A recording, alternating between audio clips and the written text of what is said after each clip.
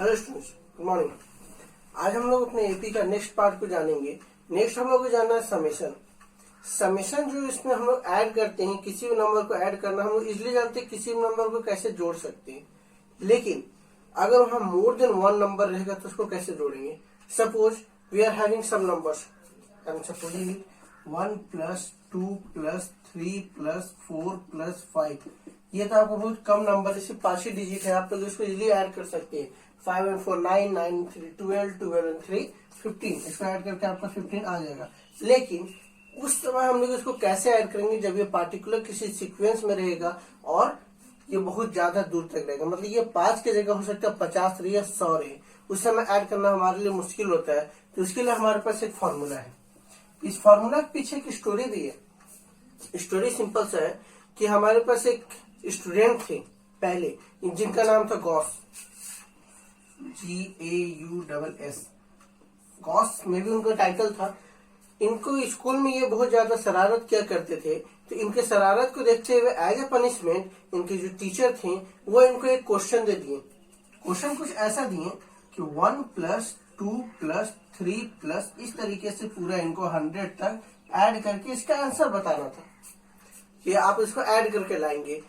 Teacher सोचे कि ये तो भाई काफी लंबा है, इसको ऐड करने में टाइम चल जाएगा, तो जो वो क्लास में जो बदमाशी करता है वो बदमाशी नहीं करेगा। तो इसके लिए वो बच्चा क्या किया कि जैसे टीचर ने उनको वो क्वेश्चन दिए, ये जो गॉस थे ये इसको 2 मिनट में ही इसको वो कम्प्लीटली बना लिए। और जब ये उसको 2 मिनट में बना लिए तो टीचर भी शॉक हो गया। और उसी के बाद इसका फॉर्मूला क्रिएट हुआ। तो वो बनाए कैसे, हम लोग उसको समझते हैं। वो क्या किया कि इस पूरे को मान लिया वो S। अब दूसरा लिखे कि इसको हम लोग पलट के भी लिख सकते हैं। S = इसको उल्टा लिख दिए वो 100 + 99 + 98 प्लस इस तरीके से ये चले गए यहाँ 1 तक। अब ये क्या किया, दोनों इक्वेशन को ऐड कर दिए। जब दोनों इक्वेशन को यहाँ पे ऐड करते हैं तो क्या हो जाएगा, इधर S और S 2S = 100 और 1 101 + 99 और 2 101 + 98 और 3 101। इस तरीके से जब वो ऐड किए तो सारा का सारा टर्म 101 आ गया।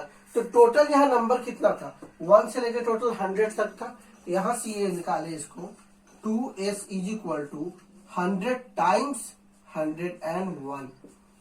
100 टाइम्स हो गया, मतलब ये 100 कहाँ से आया, तो 101 को वो क्या किए, कॉमन ले लिए। तो अंदर क्या बचा, 1 + 1 + 1 + इस तरीके से 1।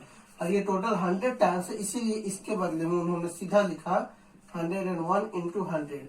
और फिर यहाँ से वो S को हटाए, 2 को उधर लेके डिवाइड में, ये आ गया 101 × 100 / 2। ये कैंसल आउट होकर हो गया 50। और जब ये इन्होंने इसको मल्टीप्लाई किया तो S का जो वैल्यू आ गया इनके पास वो क्या आ गया, 50। ये इनका आंसर आ गया। तो इस बेसिस पे वो जो गॉस जैसे सॉल्व की, इसी बेसिस पर हम लोग का समेशन का एक फॉर्मूला क्रिएट हुआ। इसी मेथड से फॉर्मूला को बनाया गया और इसी मेथड से हम लोग जो समेशन ऑफ एपी का जो फॉर्मूला है वो इसी के आधार पे, इसी के बेसिस पे, तो हम लोग उसको आज जानते हैं। सम ऑफ एन एपी, इसका 2 फॉर्मूला होता है। सम को जनरली हम लोग S से डिनोट करते हैं। यहाँ पे सम को जनरली हम लोग SN से डिनोट करते हैं। N means number of term, कितने टर्म को हम लोग को ऐड करना है।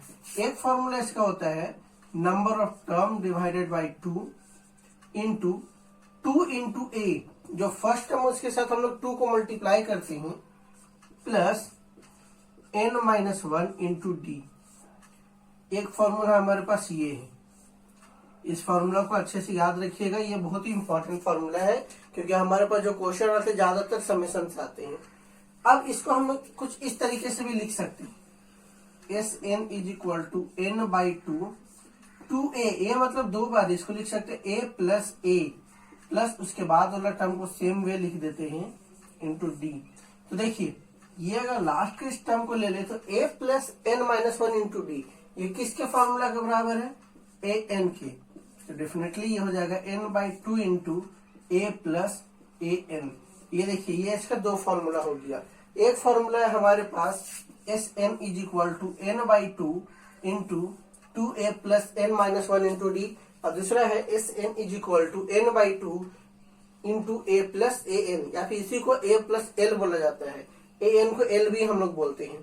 तो ये दो फॉर्मूला आप लोग माइंड में रखिएगा।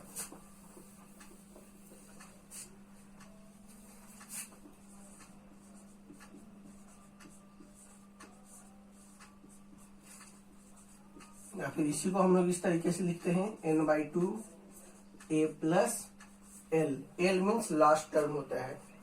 तो आपको जो फॉर्मूला ठीक लगे हम लोग उस फॉर्मूला को यूज करेंगे अपने क्वेश्चंस के लिए। चलिए इससे रिलेटेड अब हम लोग कुछ एक क्वेश्चन देख लेते हैं। सपोज हमारे पास कोई एक एपी है। Question, find sum of AP. हमारे पास सपोज दैट कोई हमारे पास एक एपी हम ले लेते हैं कोई सम। क्वेश्चन है हमारे पास यहाँ पे 4, 9, 14 ... टिल 12th टर्म। मतलब कि हम लोग को इस एपी को ऐड करना है कहां तक, 12th टर्म तक बोल रहा है। 12th टर्म बोला है, 12वां नंबर तक। 12वां नंबर क्या है हम लोगों को नहीं पता है। इसमें लास्ट टर्म हम लोग को ए एन नहीं पता, तो ए एन फाइंड करने का जरूरत भी नहीं है। सिंपल सा हम यहाँ लिखेंगे a = 4, d = 5, n = 12। a पता चल गया, d पता चल गया, n पता चल गया। अब हम लोग क्या निकालेंगे, SN। SN का फॉर्मूला लगाएंगे ऊपर वाला, n/2 into 2a plus n-1 into d। अब हम लोग यहाँ n का वैल्यू, a का वैल्यू और d का वैल्यू रखते हैं। देखते क्या आता है। n का वैल्यू हमारे पास 12 दिया हुआ है, by 2 into 2 into a, 2 into 4 plus n-1 it mean 12-1 11 into d का वैल्यू हमारे पास 5। इसको 2 से काट दीजिए, ये हो गया 6। क्या हो जाएगा, 6 इंटू 4 2 जा 8 प्लस 11 5 जा 55। और इसको सॉल्व करते हैं, 6 इंटू 8 प्लस 55 कितना हो जाएगा, 63। मल्टीप्लाई कर देंगे, 6 3 जा 18, कैरी 1, 6 6 जा 36 and 1 37। इट मीन्स इस एपी को जब हम लोग 12 टर्म तक ऐड करेंगे तो हमारा आंसर 378 आएगा। ये हमारे एक शॉर्टकट और सिंपलेस्ट फॉर्मूला है जिससे किसी भी एक सीक्वेंस को ऐड कर सकते हैं, बट कंडीशन ये है कि वो सीक्वेंस एपी में होना चाहिए। इसी तरीके के एक और क्वेश्चन हम लोग देखते हैं और देखते हैं उस क्वेश्चन को कैसे हम लोग सॉल्व करते हैं। हो सकता है क्वेश्चन हमारा कुछ अलग तरीके से दे दे, ऐसे नंबर हम लोग को n का वैल्यू नहीं दे और n का वैल्यू ना दे के कुछ इस तरीके से दे दे। जैसे हमारे पास दूसरा क्वेश्चन यहाँ पे 3 8 3 प्लस 8 प्लस 13 प्लस ये हमारा ऐड करने बोल रहा है जिसका लास्ट टर्म है 253। यहाँ तक हम लोगों को ऐड करना इस तरीके से 3 प्लस 8 प्लस 13। इसी तरीके का सीक्वेंस यहाँ बीच में भी है और इसको कहाँ तक ऐड करना है, 253 तक। तो इसको कैसे ऐड करेंगे, हम लोगों को यहाँ पे क्या क्या चीज दे दिया। देखिए a हम लोगों को दे दिया है 3, d हम लोग निकाल सकते हैं a2 माइनस a1, 8 माइनस 3 करेंगे d निकल जाएगा 5। n नहीं पता है लेकिन an हम लोगों को पता है, ये है 253। हम लोग को क्या निकालना है, SN। हम लोगों को चाहिए SN तो हम लोग निकाल लें दूसरे वाले फॉर्मूला से a प्लस an लगा के। लेकिन एक प्रॉब्लम है, इसमें n का जरूरत है और जो n हम लोगों को नहीं दिया है। तो इसमें क्या करेंगे, पहले an का फॉर्मूला लगा के पहले हम लोग n निकालेंगे। लिखेंगे वी नो